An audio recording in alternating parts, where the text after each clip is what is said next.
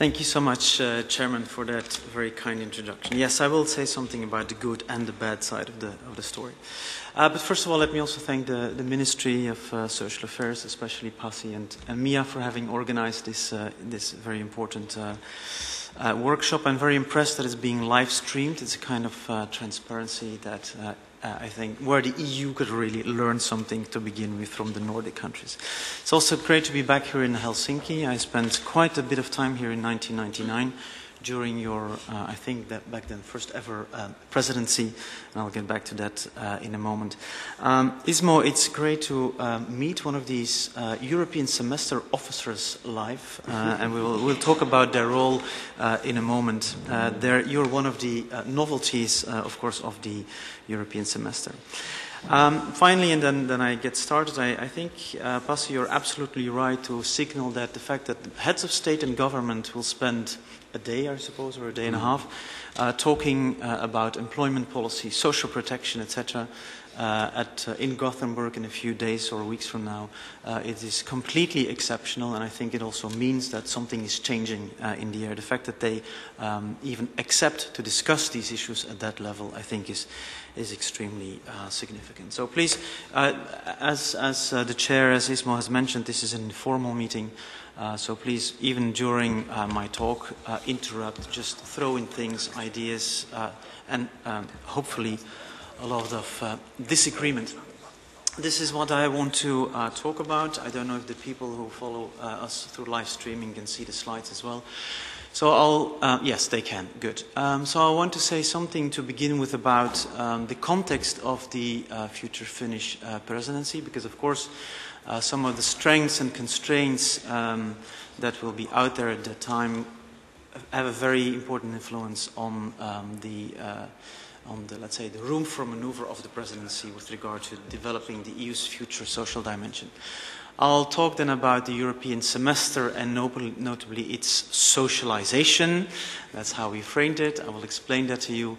And then I'll make a few proposals of how, from a pragmatic to a rather ambitious, and I'm sure you will say over-ambitious perspective, progress can be made on the EU social agenda. I'm just giving you a kind of an agenda, some ideas to pick and disagree with, which is good, I think, for the discussion.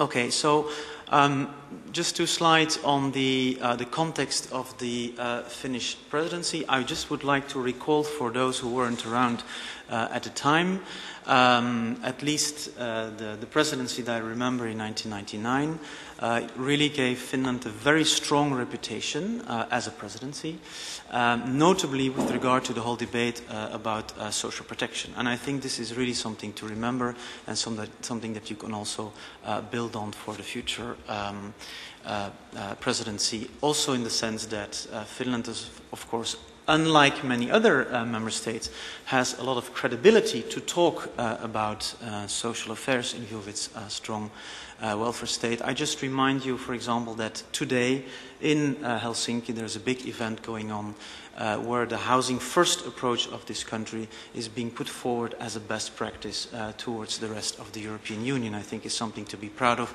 and to build on. Timely preparation.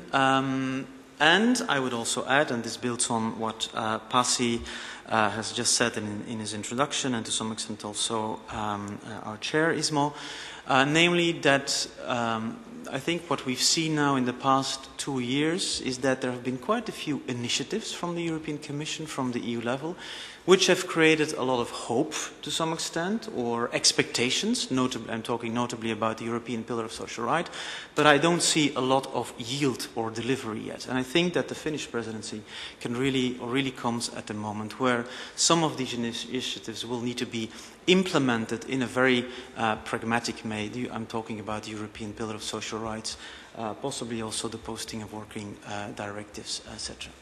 At the same time, and this was your invitation, Mr. Chairman, to also talk about the constraints, You've already mentioned the limited legal competences. I think you said at some point no or very little, to be nuanced, of course, because indeed the social acquis, and after me, Dorte will talk about that, is, I think, in my view, absolutely significant, also in the social field.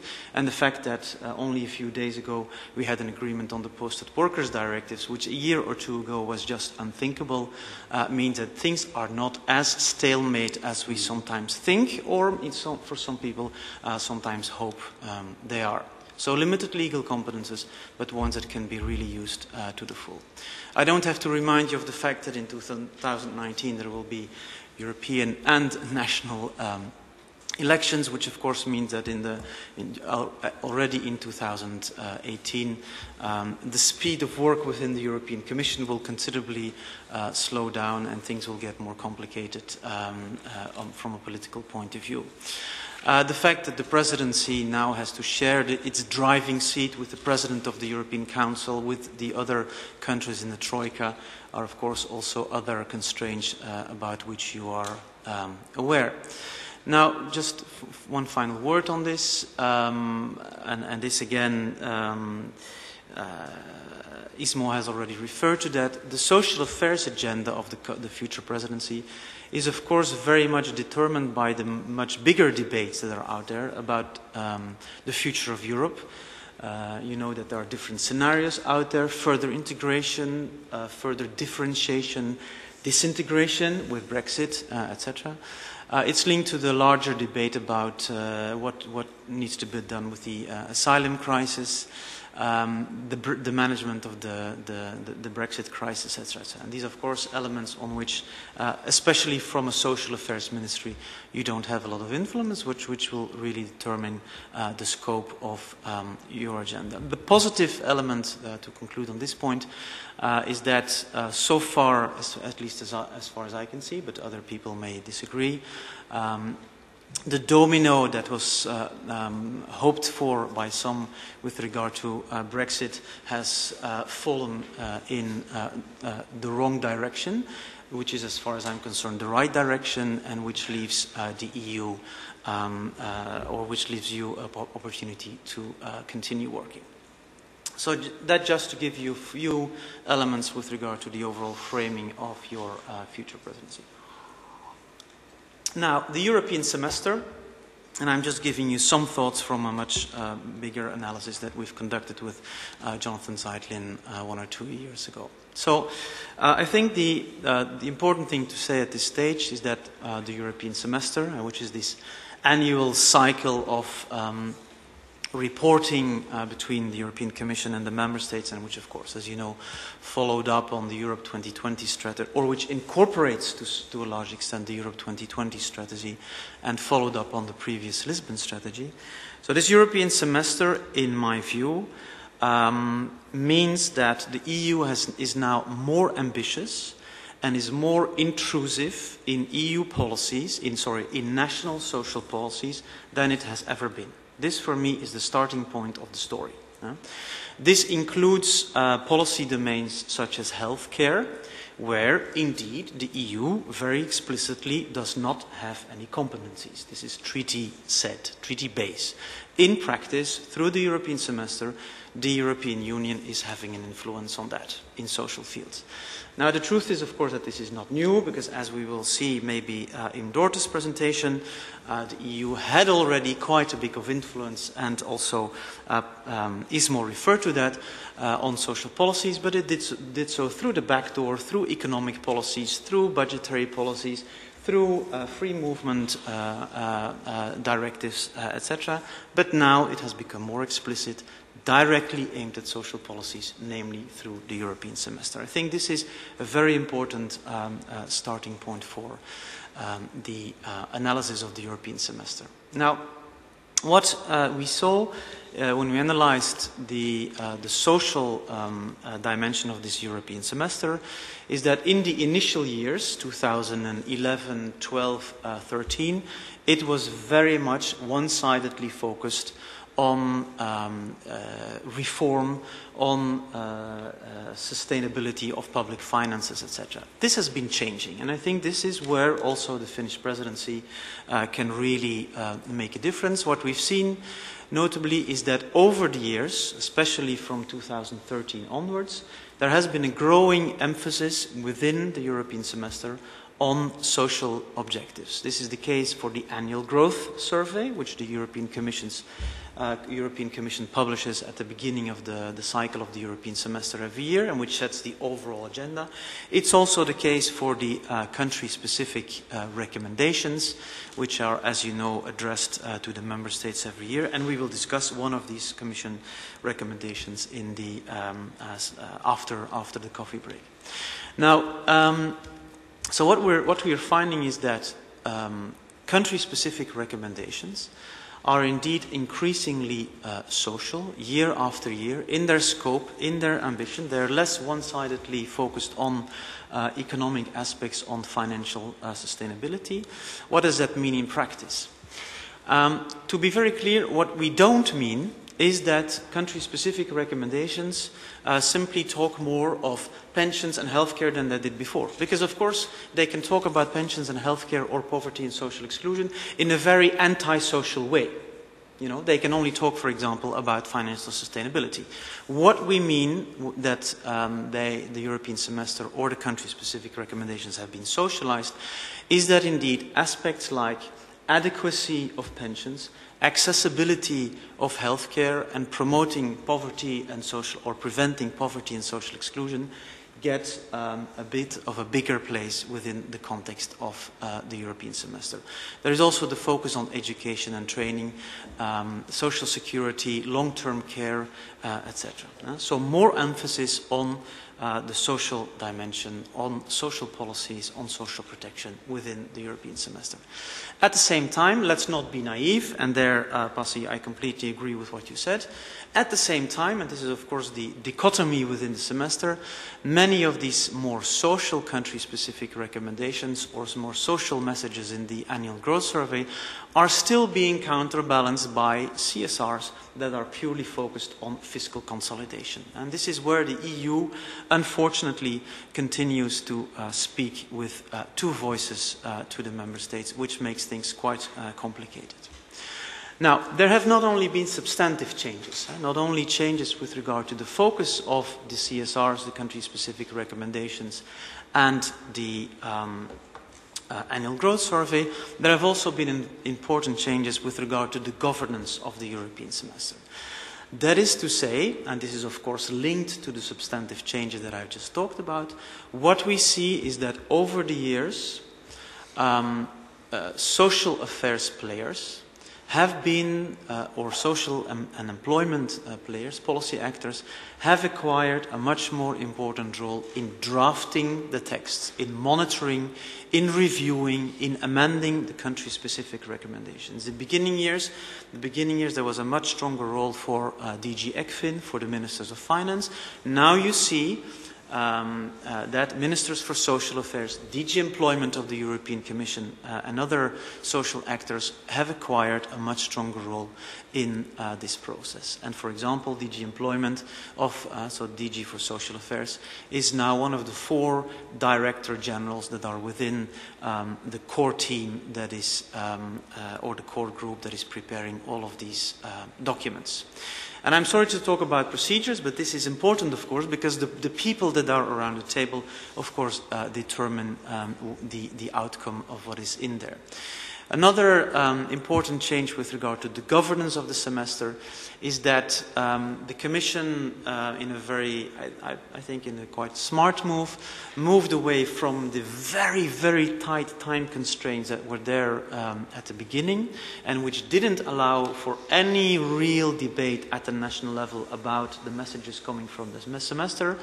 With the revisions of the framework of the semester in 2013 and especially 2015, it is very clear that European semester officers have much more time to discuss, and also other people in the Commission, have much more time to discuss the messages coming from the semester with national stakeholders. To put it differently, there's no more excuse now for any of the 27 governments not to discuss the European semester at national level. What has also changed is that the advisory bodies in the social field to the Council of Ministers, namely that the Employment Committee, EMCO, and the Social Protection Committee, or the SPC in the EU jargon, have taken on a much more active role in the process over the past years and are now quite effective in negotiating smaller and bigger changes within the process. So the situation where the Commission, to some extent, just gave the messages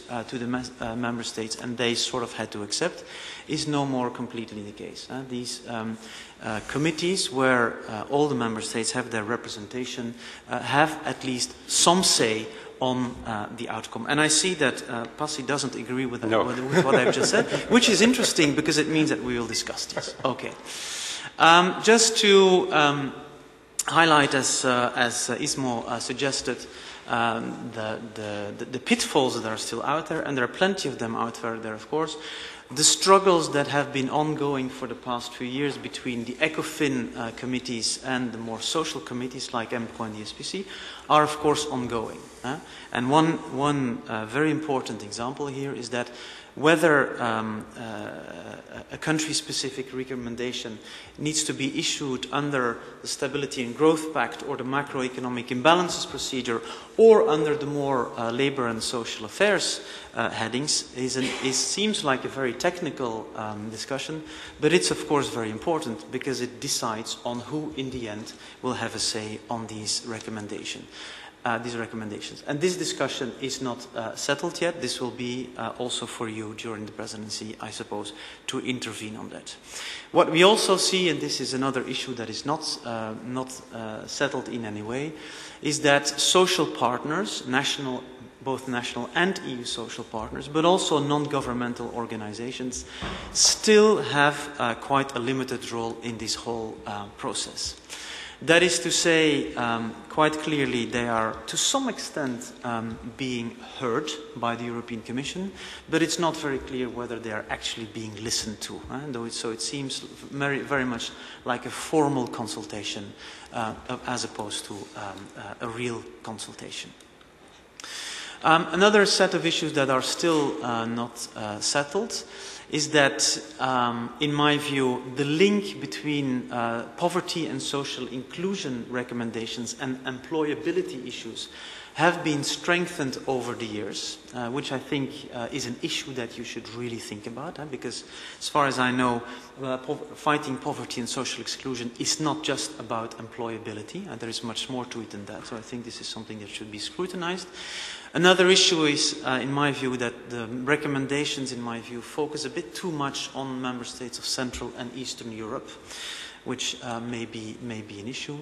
And there are some other substantive issues. Now, what is important for you to know, in my view, is that to some extent, the social objectives of the country-specific recommendations of the European semester have been mainstreamed throughout the other recommendations. That is to say, in the first years of the European semester, you clearly had financial sustainability recommendations, and separate from that you had labour and social affairs recommendations, which also made it clear who was in charge of that. What you see, I don't know if you can actually see it. No, the slide is not very clear.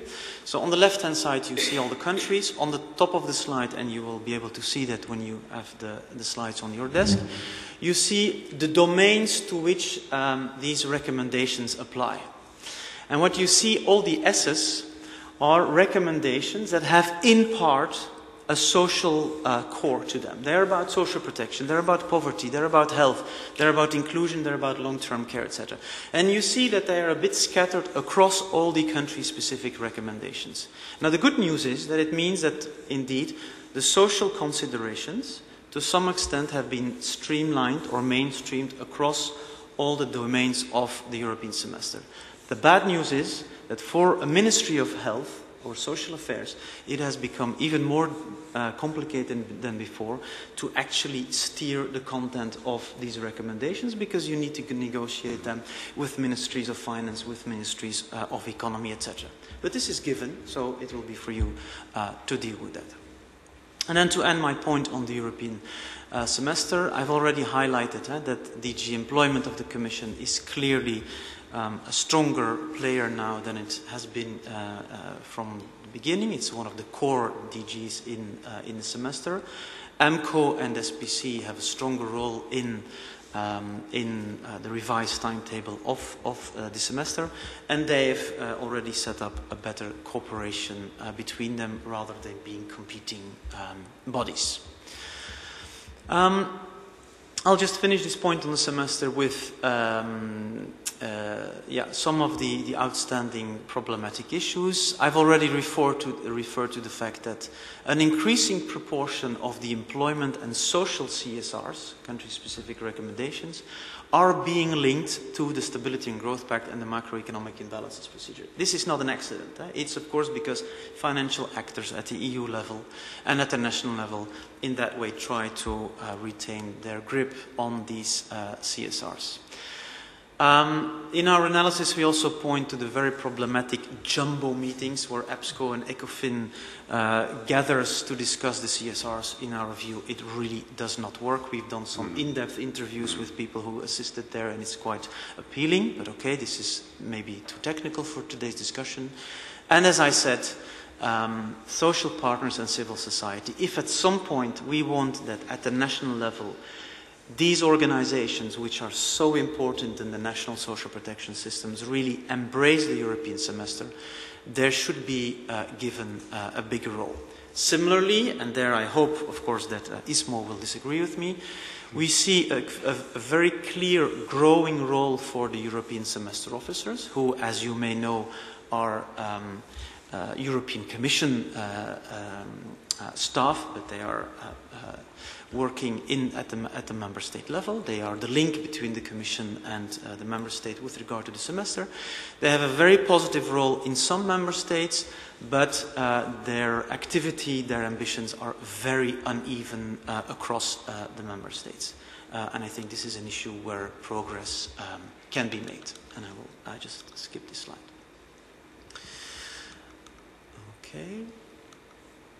Okay, then I will move to my third and last point before concluding, namely to give you some bigger ideas with regard to what the Finnish presidency or a Nordic presidency could possibly do to further the EU social agenda. I think a first point that needs to be made is that, and you know that of course, working in ministries on these topics, the sort of ambitious target that the European Union set for itself in 2010, namely to lift at least 20 million people out of poverty and social exclusion by 2020, is by no means being reached. And this is, I think, a very, very problematic issue. The national targets that are set to reach this EU target vary very strongly between the member states. And if you add up all the national targets, they can never reach the EU target. Now, linked to that, it's interesting to know or to notice that the UN target that has been subscribed by all member states in the context of the Sustainable Development Goals, the SDG, is much more ambitious than the EU target with regard to poverty and social exclusion. This UN target says that all the countries, including the EU 27, need to at least halve poverty by 2030. Is this an idea for the Finnish presidency? I don't know. To beef up or to renew the commitment to inclusive growth and to fight poverty by defining, agreeing among the member states how they will contribute to this SDG target. It's just a thought. Secondly, further improving the EU's economic governance. This is linked to my second point on the European semester. As I said, I think involving key stakeholders such as social partners, NGOs, etc. in the semester is absolutely key if we want to increase the legitimacy of the European semester. And I think there are ways to do this. I think the European Commission, for example, could scrutinize more closely how member states involve stakeholders at the national level to be discussed. Could we think of ways that European semester officers like ISMO are being scrutinized on how and when they engage with national stakeholders so that we know what they are actually doing? It's a thought. Let's discuss it. Secondly, with regard to economic governance, we remember that the previous European Commission, normally Commissioner Laszlo Andor, launched this great idea of social investment. Where did it go? I haven't seen any talks about social investment lately, and this is of course linked to the whole debate of exempting education expenditure from public deficit and other ideas that have been proposed by leading economists, etc. In any case, the idea is to revamp this idea of social investment, to organize benchmarking in this area so that it can become a tool for furthering the social dimension of the EU. Third point, making an ambitious European pillar of social rights operational. We've heard from the introductory talk that in Gothenburg there will be a solemn declaration about this European pillar, adopting this pillar. It doesn't contain a lot of legislation. There is a piece of legislation on parental leave. There is the perspective of a directive on social protection for the self-employed, but you know, it's quite thin. At the same time, I'm really convinced that this European Pillar of Social Rights can give the European Commission a plan, a legitimacy, a social agenda with which the next European Commission, where we won't have Jean-Claude Juncker, to develop some kind of a social agenda. This said, I think if the European Pillar of Social Rights is adopted as such, it won't work. What we need is an adoption at the same time of a roadmap of its implementation. An implementation where then, of course, the Finnish presidency can have an important role. As important than a detailed roadmap is the fact that this European Pillar of Social Rights, per se, it won't have any effect.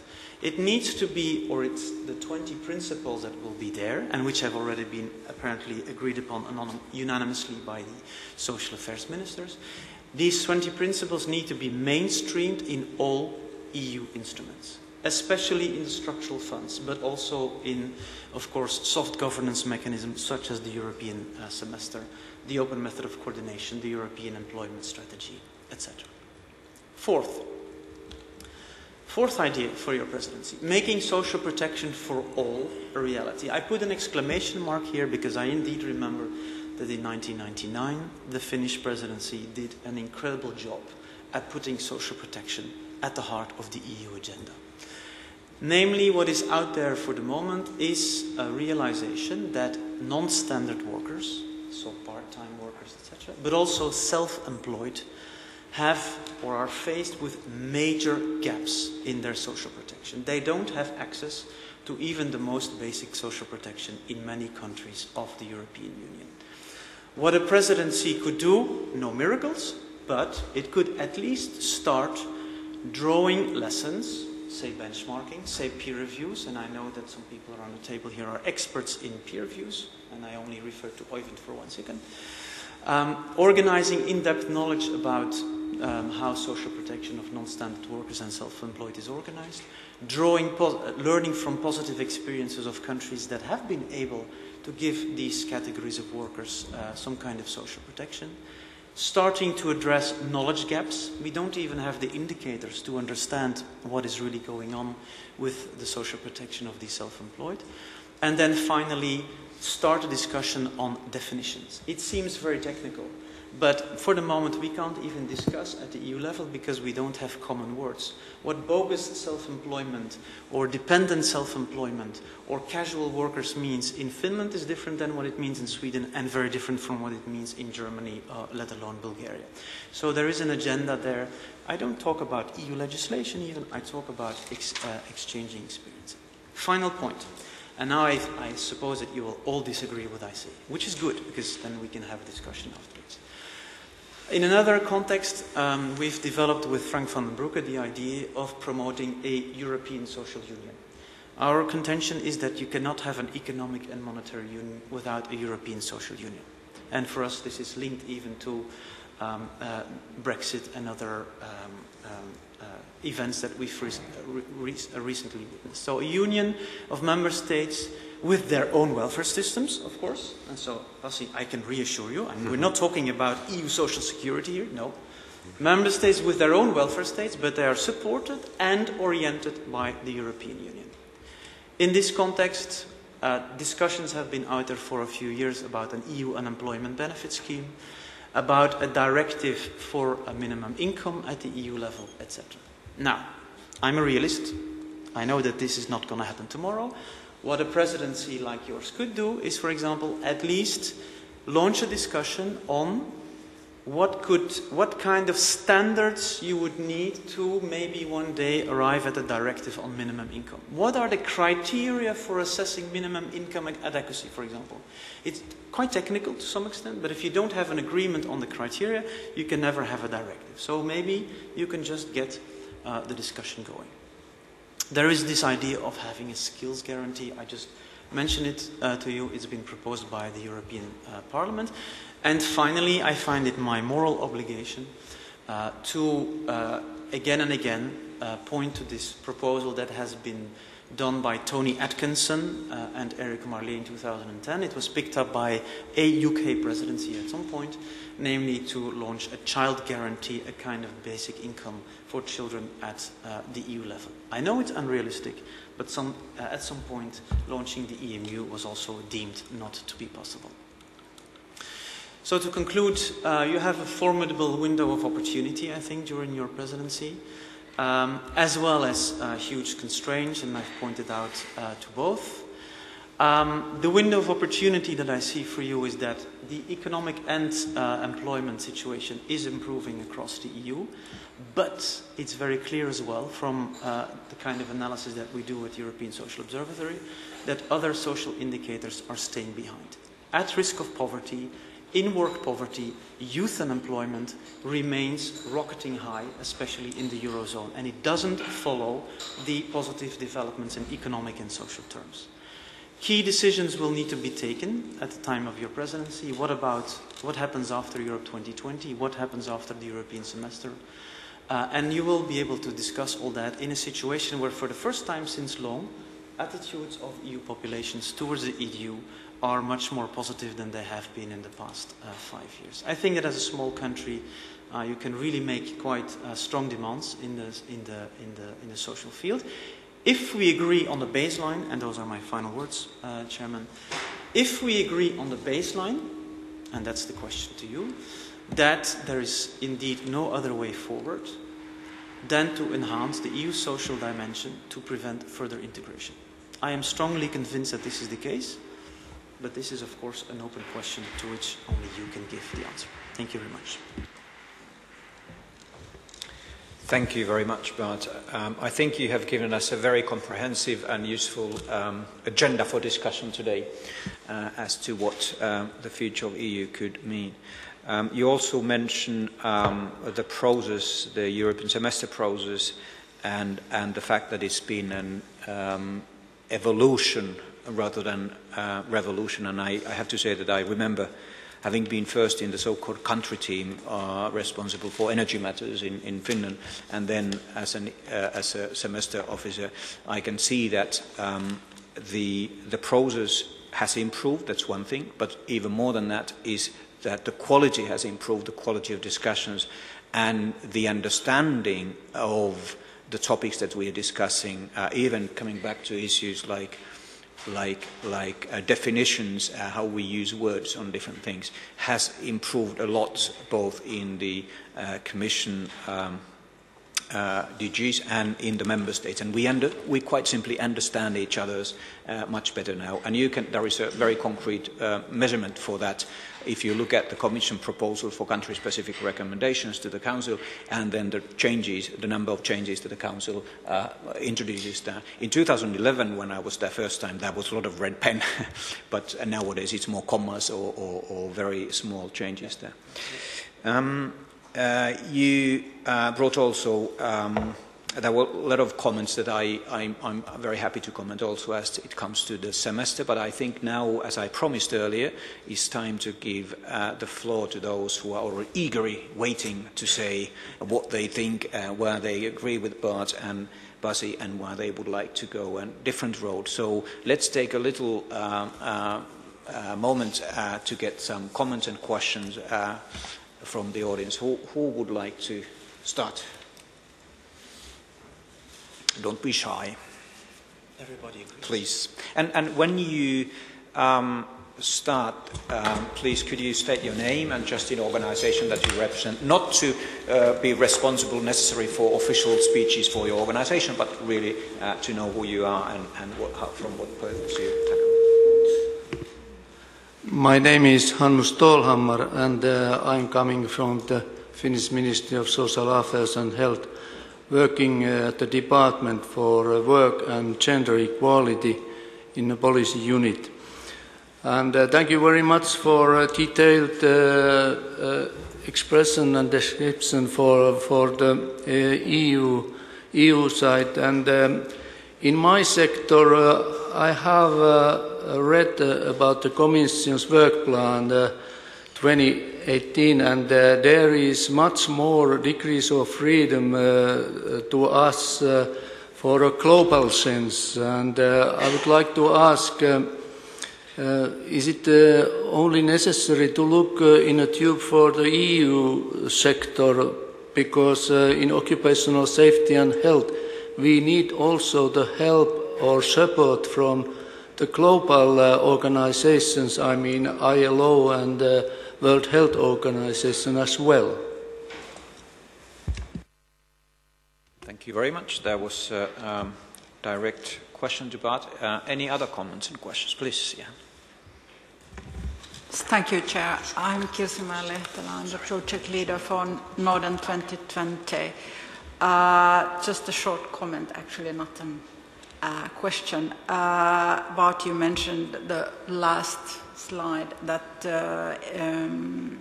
the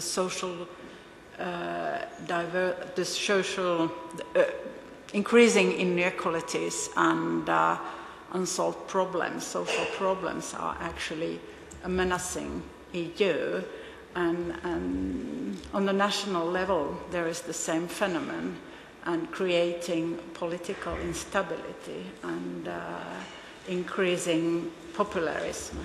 So it's both ways on the national political agenda and on the EU political agenda. So that sort of the menacing, how should I put it, the social issues that are not coming on the political agenda are the real menace for the political stability in Europe. That's my idea. Yeah. Yeah, very shortly. Thank you. Okay. Very good. We take one more comment or questions. Yes, please. Hello, I'm Johanna Kantola, professor in gender studies from the University of Tampere, and I work on gender equality policy in Finland and in the European Union. And thank you very much, Bart, for your presentation. It was very interesting. And I wanted to ask you for your assessment about the position of gender and kind of gender equality advocates. You gave a very nice description about kind of the positive developments in terms of participation and access and debate. But where do you see that the gender equality advocates are now within the European semester and the social policy and social rights pillar? And I ask it because they are no longer in the DG employment, but they are in DG Just. So how do you see this, and what's your assessment?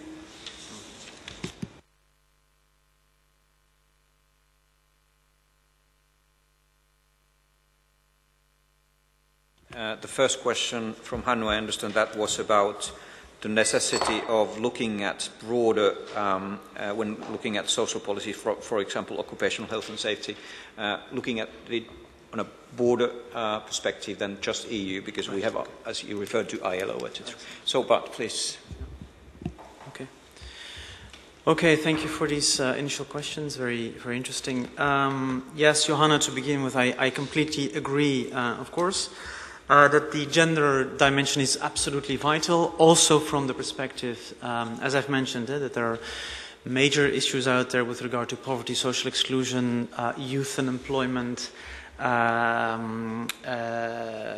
in-work poverty, etc. And in each of these indicators or problems, as you very well know, of course, there is a very clear gender division, and women are always or mostly worse off than men. So I completely agree. And I also agree that gender is not particularly central to the European semester. I don't know if it's linked to the change of DG of the gender unit. I don't know if it's linked, but yeah, typically this is one of the issues that are being reinforced during a Nordic presidency. So by all means, go there, because gender is not rocketing very high in the semester. With regard to social divergence, your question. So yes, I completely agree that this is not only an issue at the EU, but also maybe especially so, and of course especially so at the national level. Maybe just to explain in 2 words what I mean. For example, you see that when you look at child poverty, just to take one example, you don't only see huge differences between member states with regard to the percentage of children that live beyond the poverty threshold. As usual, you have, between Bulgaria and, let's say, Finland, you have huge differences. But you also see that the differences between the member states are increasing, which means that future generations of children in some of the countries are worse off than they were 5 or 10 years ago, which means an impact on their labor market situation, on their social well-being, etc.